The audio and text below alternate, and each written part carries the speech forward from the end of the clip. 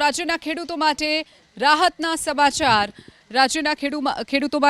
સમાચાર રાજકોટમાં જળક્રાંતિ ટ્રસ્ટના માધ્યમથી યોજાયેલી સૌરાષ્ટ્રના આગાહીકારોએ ચોમાસામાં સારા વરસાદનું અનુમાન વ્યક્ત કર્યું છે। 11 જેટલા વર્ષાવિજ્ઞ તજજ્ઞોએ આ બેઠકમાં આગામી ચોમાસા અને ખેડૂતોની વાવણી અંગે ચર્ચા કરી। ચર્ચા બાદ આગાહીકારોના મતે સારો વરસાદ વરસી શકે છે।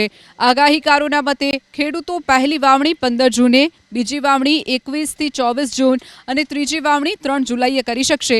એટલું જ નહીં, ચોમાસામાં હોનારત કે વાવાઝોડાનું કોઈ ભય ન હોવાનું પણ આગાહીકારોનું અનુમાન છે।